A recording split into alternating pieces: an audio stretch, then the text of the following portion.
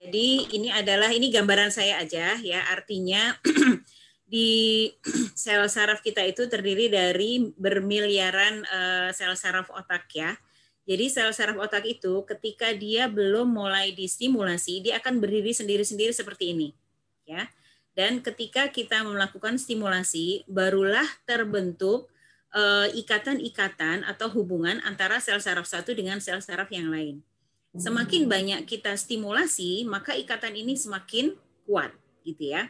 Nah, ini sebenarnya kenapa ini harus saya jelaskan? Karena untuk menjawab berbagai macam pertanyaan ketika misalnya kita baru melakukan tes analisa sidik jari itu ketika anaknya sudah SMA, gitu ya. Nah, ketika kita sudah melakukan ketika kita mengetes anak usia SMA, otomatis dari dia sudah mendapatkan stimulasi itu dari 0 sampai SMA itu gitu ya. Dan stimulasi itu akan mempengaruhi terbentuknya ikatan-ikatan sel saraf yang ada di sini gitu ya. Ya, jadi kenapa kok hasilnya berbeda ya dengan kenyataannya. Nah, ini kan banyak pertanyaan seperti itu ya. Jadi ini untuk menjelaskan bahwa ketika kita melakukan tes analisa kepada anak kita yang usianya sudah di atas 10 tahun gitu ya, itu otomatis stimulasi dari 0 sampai 10 tahun itu atau ketika SMA gitu ya, itu akan mempengaruhi semua hasil yang ada yang terlihat gitu ya. Makanya seringkali terlihat loh kok nggak sama ya dengan hasil yang sekarang ya. Kenapa? Ya karena itu tadi ya. Potensi yang keluar itu adalah potensi yang sudah diasah secara rutin. Demikian ya. Oke, saya akan langsung saja mulai dari untuk penjelasan hasil tesnya. Contoh ya. Dari mulai awal di sini ada learning acceptance. Di sini ada dua kubu ya, dua hal ya. Jadi ada responsif dan ada analytical ya. Jadi ada dua tipe, ada responsif, ada tipe analytical. Nah, khusus untuk grafik ini kita membacanya adalah semakin angkanya itu ke atas ya. Jadi ketika angkanya skornya itu di atas 300, maka dia termasuk tipe yang responsif. Tapi ketika dia angkanya di bawah 300, maka dia tipe analytical. Ya, jadi makanya untuk grafik yang pertama ini semakin kecil angkanya, maka dia akan semakin analytical. Jadi kemampuan analyticalnya itu justru semakin besar, gitu ya. Nah, apa itu responsif, apa itu analytical? Ini sudah dijelaskan di sini ada deskripsi penjelasannya untuk masing-masing aspek ya. Jadi kalau responsif itu berarti yang bersangkutan cenderung memiliki respon yang sangat cepat ketika diberikan satu informasi atau satu stimuli gitu ya. Tidak berpikir panjang dan langsung bereaksi saat itu. Itu tipe yang responsif. Beda dengan yang analytical. Ketika dia mendapatkan satu informasi, maka dia akan mencoba mencerna informasi itu dulu. Kira-kira informasi ini benar atau enggak, valid atau enggak gitu ya. Ketika dia sudah yakin bahwa itu benar, itu valid, maka dia baru mengambil satu keputusan. Nah, itu bedanya antara responsif dan analytical ya. Oke, terus kemudian yang kedua, grafik yang kedua ini adalah kita bicara learning style. Learning style di sini ada 3 ya, visual, auditory, dan kinestetik. Nah, untuk grafik ini kita cukup memperhatikan angka mana yang tertinggi ya. Ini kebetulan yang saya jadikan contoh nih perbedaan angkanya tidak terlalu banyak ya. Yang visual 36,3, yang auditori 35,01, ya kinestetik 28,69. Dari 3 grafik ini, ketika kita ingin mencari kira-kira gaya belajar anak saya apa ya, gitu ya, cukup dilihat angka yang tertinggi. Di sini angka tertingginya visual ya, meskipun tidak jauh beda dengan auditori. Jadi di sini bisa dikatakan dari grafik ini anak ini memiliki tipe gaya belajar visual dan auditori ya. Visual itu seperti apa? Visual itu adalah anak-anak yang lebih mudah belajar atau memahami informasi dengan cara mengamati. Baik itu mengamati tulisan, mengamati gambar, mengamati bagan, gitu ya, atau mengamati orang bekerja, ya, mengamati sebuah proses, gitu ya, eksperimen-eksperimen. Nah, itu adalah andalannya adalah di pengamatan. Nah, cirinya lagi apa? Cirinya lagi untuk anak visual itu biasanya kalau punya buku itu, bukunya itu penuh dengan coretan, ya. Misalnya suka dikasih stabilo berwarna-warni, gitu ya, atau dicoret-coret, diberi lingkaran, gitu ya, dikasih tanda, dikasih gambar. Nah, itu anak-anak visual. Beda sekali dengan anak-anak yang auditori, ya. Kalau anak-anak auditori itu biasanya ketajamannya lebih kepada pendengaran. Jadi dia tidak terlalu fokus kepada buku teks, gitu ya. Nah, bagaimana kalau dua-duanya ini visual auditory, ya berarti dia tidak akan bermasalah ketika misalnya dia mendapatkan tugas, kamu baca ya bab ini dari halaman sekian sampai halaman sekian, buat rangkuman. Oh, itu visualnya main, gitu ya. Tapi dia kalau misalnya dia cukup tutup bukunya, sekarang dengarkan penjelasan saya, dia juga akan mudah mencerna dengan cara yang seperti itu. Nah, kalau kinestetik ini adalah anak-anak yang kecenderungan belajarnya itu dengan melalui gerakan-gerakan. Jadi dia dia suka praktek langsung, kemudian dengan menyentuh, ya, dengan misalnya saya punya cerita, ada ibu-ibu cerita, iya Bu, anak saya itu kalau belajar itu sukanya sambil misalnya wirawiri, gitu ya, menghafal misalkan, bawa buku wirawiri, jalan ke sana ke sini, balik lagi udah kayak setrikaan gitu. Ada juga yang kalau belajar itu nggak bisa diam, memang tangannya suka ngetok-ngetok meja, kakinya digoyang-goyang. Nah, itu adalah anak-anak yang kinestetik, ya. Oke.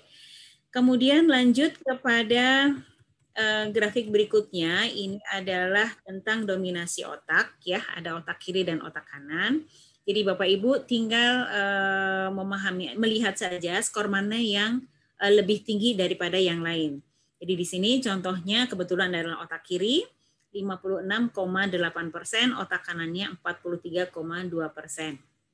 Artinya apa? Artinya kemampuan dia dalam hal berpikir logis, sistematis itu memang lebih besar dibandingkan kemampuan dia dalam membuat satu kreativitas, baik kreativitas berpikir ataupun kreativitas dalam karya, gitu ya. Itu memang dia lebih cenderung yang memang logis, sistematis, dia sukanya memang baca, berhitung, ya, menganalisa ini itu. Nah, itu adalah otak kiri. Oke, kemudian selanjutnya adalah general skill. General skill di sini ini bicara tentang keterampilan. Ya. Jadi dari sini kita bisa melihat kira-kira anak kita itu kemampuan atau keterampilannya yang lebih dominan, potensi terampilnya itu lebih dominan yang di bidang apa, gitu ya. Nah, ini kebetulan contohnya ini paling besar di di leadership dan manajerial, ya. Leadershipnya 24,5%, manajerialnya 23,1%. Nah, kalau kita sudah melihat seperti ini, kira-kira apa yang akan kita lakukan? Ya, jadi karena anak ini berpotensi punya skill sebagai leader, punya skill dalam memanage tugas-tugas, yaitu yang dilatih dari kecil, ya. Jadi misalnya oke, adik sekarang coba ya jelasin ke ibu misalkan, gitu ya. Apa tadi yang dilihat? Nah, jadi kemampuan untuk mengatur, ya, memimpin, melit teman-temannya itu bisa dilatih dari kecil. Main guru-guruan misalnya, gitu ya. Atau misalnya untuk melatih manajerialnya, coba sekarang kamu kita bikin jadwal, ya, misalkan dari pagi apa yang akan kamu lakukan.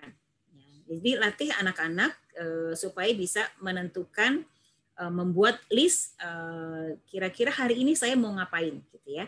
Atau ketika misalnya dia mendapatkan PR untuk 3 pelajaran misalnya, dan semuanya pekan depan harus dikumpulkan. Nah, dalam hal ini kita coba, oke, sekarang kita lihat, ya, pelajaran mana yang atau PR mana yang paling mudah.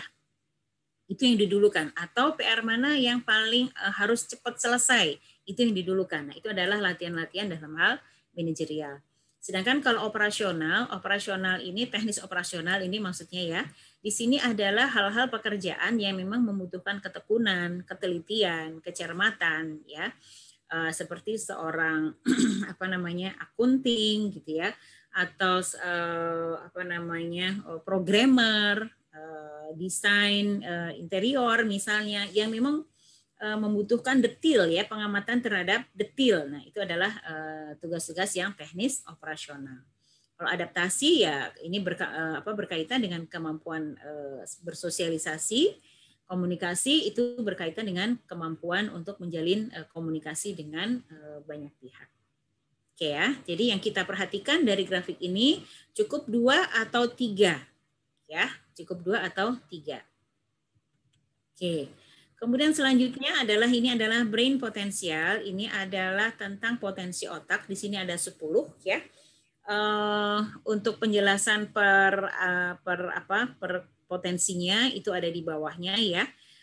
Ini kalau waktunya sejam tambah tanya jawab nanti nggak cukup waktunya kalau saya jelasin satu-satu ya.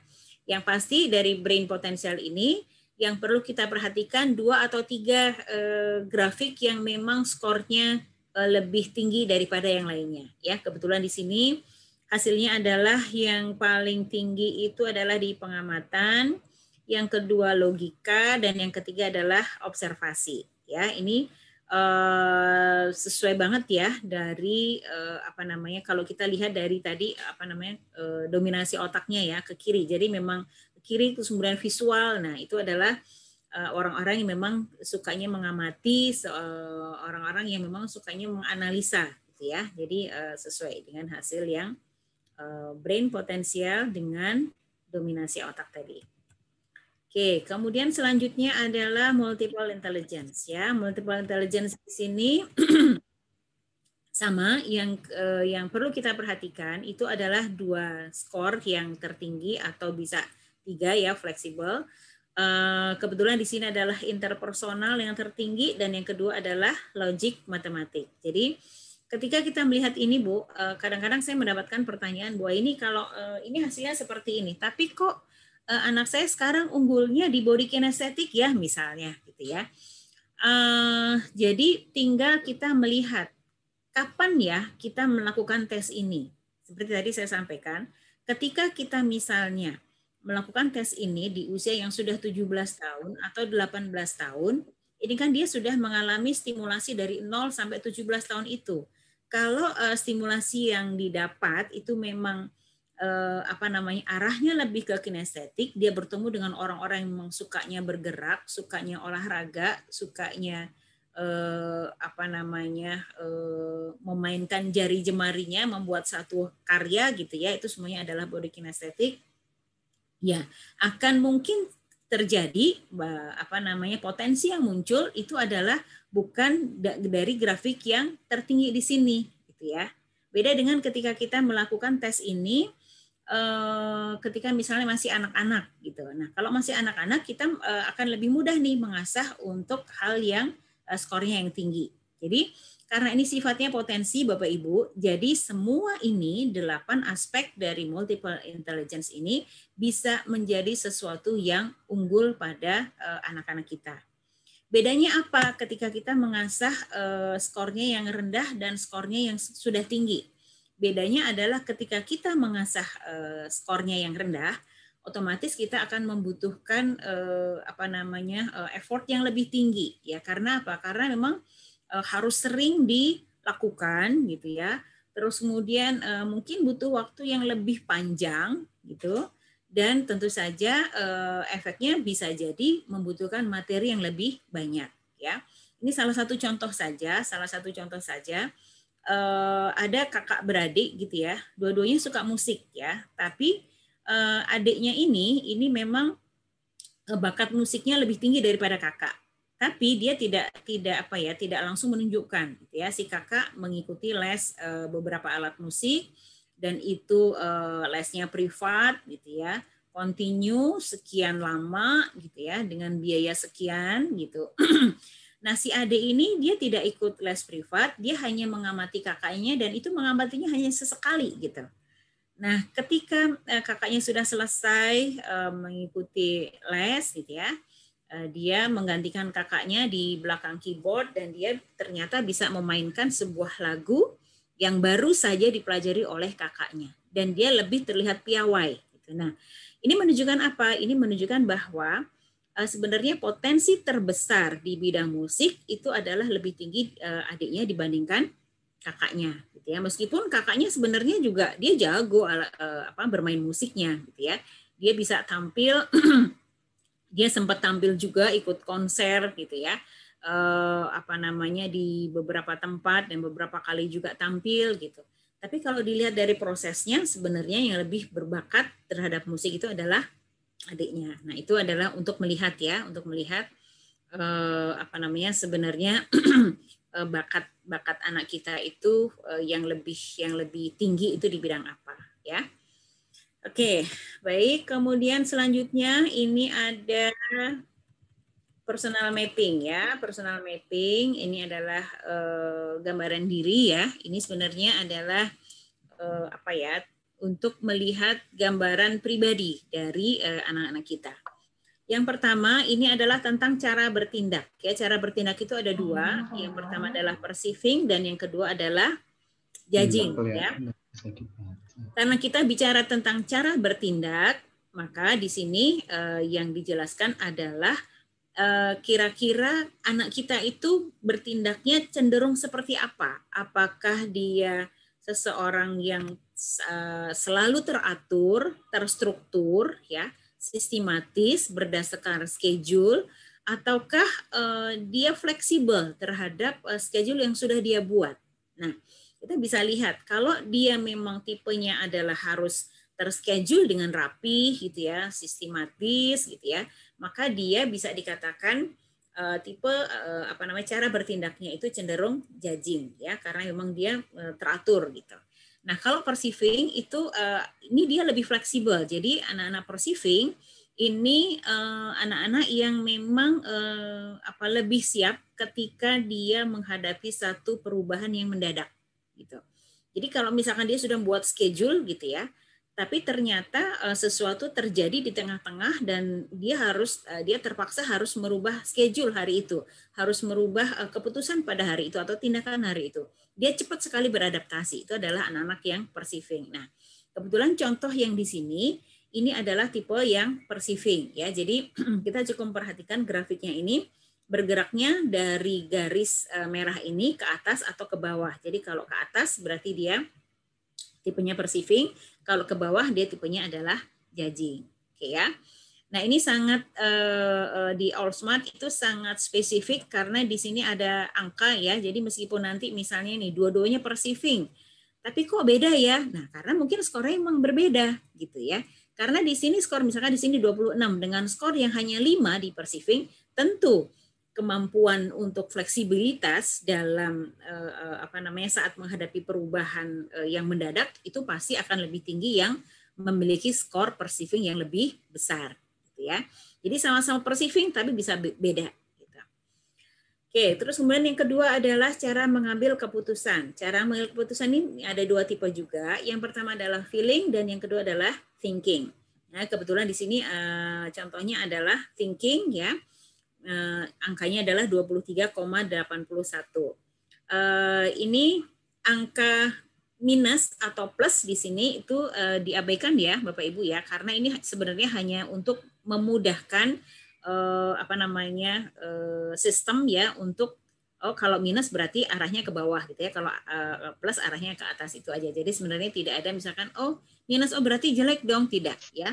Di sini minus atau plus angka di sini itu hanya angka saja, jadi diabaikan saja.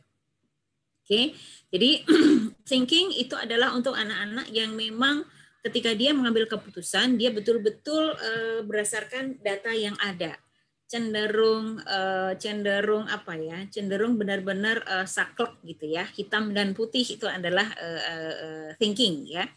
Jadi kalau misalkan dia mau ngambil keputusan, oh ini ada data nih, 1, 2, 3, 4, 5. Oh kalau datanya ini, berarti keputusannya harus begini. Gitu ya. Nah dia tidak akan berubah dari keputusan yang sudah ada di situ. Prosedur yang ada di situ. Gitu ya. Beda dengan feeling. Anak-anak feeling itu, dia ketika misalnya, oke, datanya adalah 1, 2, 3, 4, 5. Keputusannya harusnya A, gitu ya. Tapi ini kondisinya nggak mungkin nih kalau kita mengambil keputusan A, gitu. Maka di situ dia bisa cepat menganalisa situasi. Oh berarti, oke kita lihat kira-kira bisa nggak kalau dipending dulu misalnya keputusan ini, atau kita cari alternatif yang lain. Jadi feeling itu sebenarnya lebih fleksibel, ya. Bukan, tapi ini bukan berarti thinking itu jelek, bukan ya. Karena apa? Karena banyak profesi yang memang dia membutuhkan cara pengambilan keputusan yang thinking. Contohnya apa? Contohnya misalnya tenaga hukum, gitu ya, penegak hukum. Jadi kalau penegak hukum itu ya harusnya dia benar-benar sesuai aturan yang ada. Oh, kalau mencuri itu, kalau mencuri kambing misalnya, gitu ya, hukumannya sekian ya, harus fair sekian gitu, dan itu tidak boleh pandang bulu. Nah itu adalah thinking ya. Dokter juga begitu. Oh kalau gejalanya ini, oh berarti ini masuknya influenza. Oh kalau gejalanya ini, oh ini berarti masuknya ke tipes misalnya gitu ya. Nah itu adalah pekerjaan-pekerjaan yang thinking. Akuntan itu juga thinking gitu ya. Karena apa? Karena sesuatu yang memang pasti tidak bisa dirubah gitu ya. Nah, kalau feeling apa? Feeling itu guru itu bisa feeling. Psikolog itu juga harus feeling gitu ya. Kalau psikolog thinking, waduh repot Bu, kasihan kliennya ya. Jadi nanti adanya adalah benar dan salah gitu ya. Padahal seorang psikolog itu harus fleksibel. Demikian ya contohnya. Kemudian grafik yang selanjutnya adalah tentang bagaimana memperoleh informasi. Di sini juga ada 2 tipe, ada intuiting dan ada sensing ya. Kalau sensing, anak-anak yang sensing itu dia cenderung berpikir yang konkret ya, praktis, realistis dan nggak neko-neko gitu ya. Dan dia berpikirnya adalah saat ini. Jadi oh datanya datanya seperti ini, oke sekarang aku mau seperti ini gitu. Oke berarti yang akan dilakukan adalah seperti ini. Beda dengan intuiting. Intuiting ini dia jangkauannya itu lebih ke jangka panjang. Dia dapat data, oh datanya begini. Oke, kita ambil seperti ini. Oh jangan. Itu memang bagus untuk jangka pendek, tapi untuk jangka panjang itu nanti akan pengaruhnya begini. Nah, itu adalah anak yang intuiting. Jadi sensing sama intuiting ya. Kemudian yang keempat, cara memperoleh energi itu ada extrovert, ada introvert. Nah, di sini kita bicaranya adalah cara memperoleh energi ya. Kita sama-sama tahu ini kebetulan introvert. Introvert itu gambarannya itu kan adalah anak yang cenderung diam ya. Dia tidak terlalu suka untuk beraktivitas dengan banyak orang.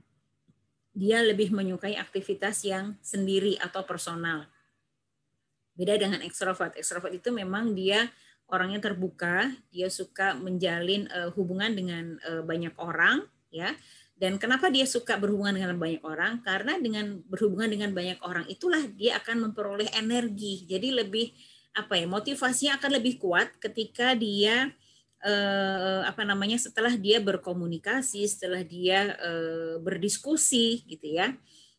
Berdiskusi banyak hal dengan banyak orang gitu. Oh ya, oh ini pendapat ini begini, oh pendapat ini begini. Oh ya berarti saya harus begini. Jadi lebih open minded gitu ya. Nah, kalau introvert ini memang semuanya dipikirin sendiri, dilakukan sendiri gitu. Jadi dia secara motivasi sebenarnya dia lebih bisa memotivasi dirinya sendiri gitu. Jadi kalaupun misalnya dia menemui satu kegagalan, dia akan mencoba introspeksi diri ya. Kira-kira apa ya yang membuat aku gagal kemarin? Oh ini. Nah, jadi kalau kita menemukan anak kita introvert itu, yang harus kita latih adalah bagaimana supaya dia benar-benar bisa menerima diri apa adanya. Artinya, kemampuan introspeksinya diri itu, kemampuan melakukan evaluasi diri, introspeksi dirinya itu harus dibawa ke arah yang positif. Artinya apa? Artinya ketika dia misalnya menemukan hal-hal yang menjadi kelemahan dia, setidaknya dia tidak merasa nggak pede, gitu ya. Dia tidak minder. Oh ini ya, memang inilah aku gitu loh. Aku memang nggak suka matematika gitu ya. Dan ketika aku aku sudah berusaha belajar matematika dan ternyata memang kemampuan aku terbatas di matematika, dihitung aku memang susah gitu ya. Aku memang susah kalau dihadapin dengan tugas-tugas hitungan, ya sudah aku dapat nilai KKM aja itu sudah syukur buat aku. Nah itu jadi bisa menerima kelemahan dan kekurangan yang ada pada dirinya. Ya itu akan lebih positif nantinya. Dan Bapak Ibu sekalian, dari 4 grafik yang personal mapping ini, kita akan mendapatkan satu gambaran atau satu gambaran kepribadian secara utuh ya. Gimana caranya mendapatkan gambaran secara utuh? Kita perlu menggabungkan ya 4 grafik ini ya. Yang pertama itu adalah introvert, di sini ada simbolnya I ya, introvert. Sensing berarti IS. Nah, kita naik lagi ke atas IS. Kemudian di sini ada thinking berarti T dan cara bertindaknya P berarti ISTP ya. Kita coba lihat ISTP. Nah, ya. Jadi di sini di hasil berikutnya ini adalah berkaitan dengan profesi yang memang sesuai dengan gambaran pribadinya dia, gitu ya. Jadi karena ini sesuai dengan gambaran pribadinya dia, belum tentu ini akan disupport dengan multiple intelligence-nya dia atau potensi yang dia punya. Jadi di sini kalau misalkan ini ada pilihan, sebenarnya ini pilihannya bisa lebih dari 5, ya, bisa lebih dari 5. Nah, ketika kita melihat berbagai profesi yang ada di sini, maka yang harus kita cek and recheck adalah oh ini dia cocok nih nanti melanjutkan ke teknik sipil atau sebagai ekonom atau pilot atau oh masuk di komunikasi aja, ahli komunikasi data, oh berarti ini programmer misalnya gitu ya. Oh petugas kesehatan, nah, gitu. Jadi kita lihat lagi nih, kita naik lagi ke atas, kita lihat multiple intelligence-nya itu ada di manakah skor yang paling tinggi. Oh, skor yang paling tinggi ada di interpersonal dan logik matematik ya. Interpersonal ini berkaitan dengan kemampuan dia menjalin hubungan dengan orang lain ya. Bersosialisasi dan sebagainya. Kemudian yang kedua ini didukung oleh kemampuan logik matematik. Berarti apa tadi? Logik matematik sama kemampuan adaptasi ya. Nah, kita lihat nih dari potensi dari profesi yang 5 tadi, kira-kira yang sesuai dengan potensi kecerdasan Mancimuknya itu apa? Matematik sama interpersonal ya. Oke, kita lihat teknik sipil. Teknik sipil itu butuh logik matematik? Iya. Dia butuh interpersonal? Iya, pasti. Karena seorang teknik sipil sudah pasti membutuhkan komunikasi dengan tim kerjanya. Ekonom ini apakah butuh logik matematik? Oh iya, pasti. Gitu ya. Karena analisa angkanya juga harus kuat sebagai ekonom. Apakah dia butuh interpersonal? Iya, gitu ya. Terus pilot bagaimana dia? Apakah dia butuh kemampuan logik matematik? Iya, karena apa? Karena pilot itu yang pertama harus bisa membaca hitungan-hitungan untuk menganalisa data ya. Terus kemudian apakah dia perlu interpersonal? Oh iya pasti ya. Pilot juga harus memiliki kemampuan interpersonal yang baik. Ahli komunikasi data ini programmer ya. Programmer di sini butuh analisa matematik? Ya. Interpersonal nggak terlalu ya, karena kalau programmer itu dia hubungannya sama ya komputer gitu ya. Kemudian petugas kesehatan logik matematiknya oh nggak terlalu gitu ya, tapi interpersonalnya masuk juga. Nah Jadi dari analisa itu, check and recheck itu berarti kemungkinannya di mana? Supaya profesinya nanti sesuai dengan gambaran pribadi dia dan juga sesuai dengan potensi yang dia punya. Ya, berarti mengecil nih dari 3 menjadi teknik sipil tadi masuk, ekonom masuk, pilot masuk. Ya, jadi tinggal nanti menentukan lagi dari 3 ini anaknya minatnya lebih kemana? Apakah dia mau menekuni di bidang teknik sipil, ataukah sebagai pengamat ekonomi, ataukah sebagai pilot, ya. Oke. Kemudian grafik berikutnya ini kita bicara tentang basis motivasi, ya. Basis motivasi ini ada 6. Basis motivasi ini bicara tentang bagaimana kita melakukan pendekatan kepada anak-anak kita.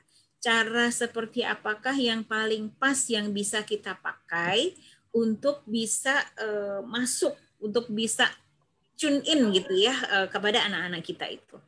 Yang pertama adalah hubungan. Hubungan ini menggambarkan bahwa anak ini memang kebutuhannya terhadap rasa nyaman itu sangat tinggi. Ya, kalau dibandingkan yang lain ini ya. Kebutuhan terhadap rasa nyamannya tinggi. Berarti apa? Berarti dia memang butuh support nih dari orang-orang yang ada di sekelilingnya. Jadi kalau misalnya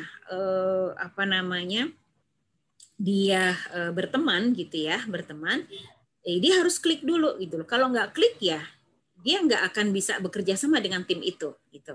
Atau misalnya kita sering mendengar keluhan anak-anak kalau ditanya kenapa sih sekarang nilai matematikamu itu jatuh? Iya, aku nggak suka sama guru matematikanya.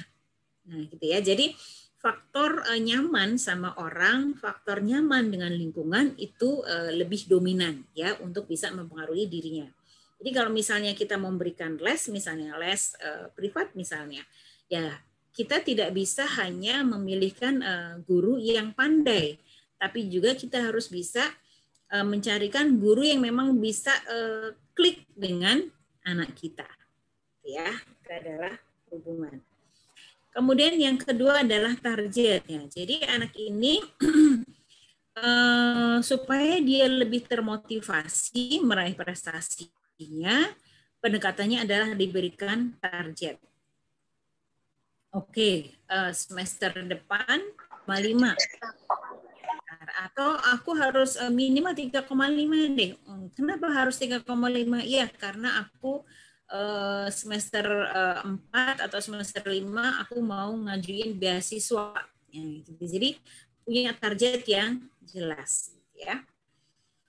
Kemudian antusias ini sebenarnya ini yang paling mudah ya. Jadi anak-anak yang antusias itu sebenarnya dia udah kamu ini aja, ini baik buat kamu gitu ya. Ini manfaatnya itu gini itu sudah dia cenderung lebih mudah gitu ya dimotivasi.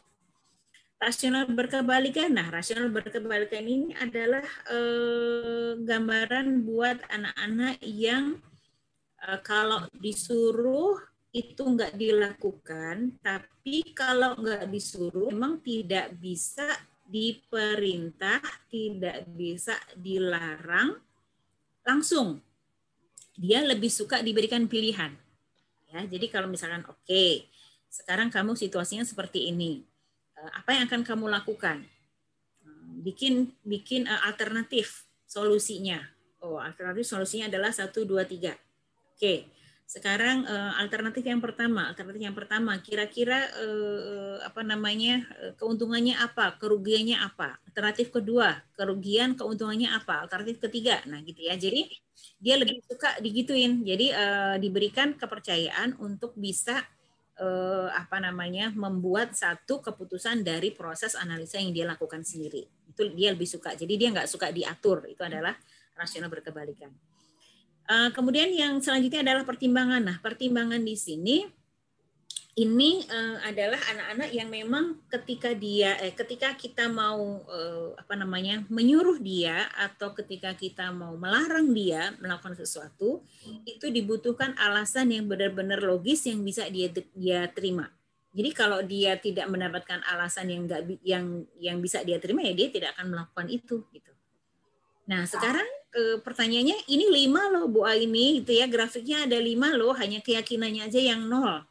Nah pertanyaan selanjutnya, Bu Aini ini keyakinan 0 maksudnya apa? Apakah anak saya nggak punya keyakinan? Tidak, ya bukan itu maksudnya. Jadi keyakinan di sini sebenarnya jadi ini kalau misalkan nih keyakinannya ada angkanya gitu ya, ini dia mudah misalnya gini, mengikuti kelas motivasi, gitu ya, itu akan mudah sekali dia akan terbawa terlecut motivasinya gitu ya untuk bergerak maju.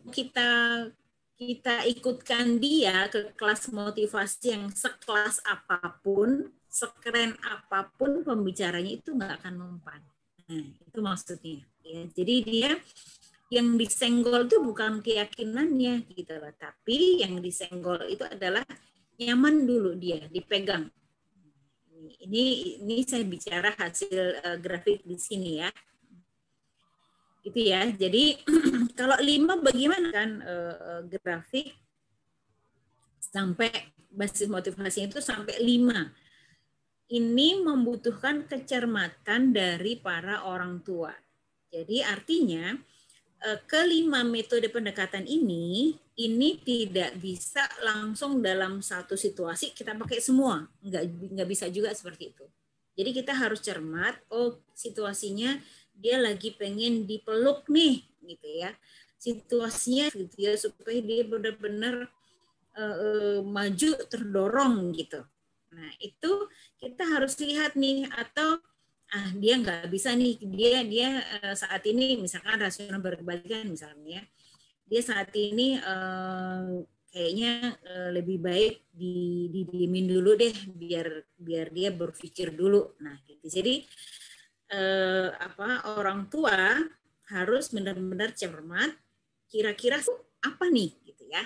Nah ini cukup memang cukup membuat orang tua kadang-kadang capek ya. Karena apa? Karena harus melihat benar-benar menentukan ya motivasi mana, pendekatan mana yang paling pas untuk kondisi saat itu yang sedang terjadi.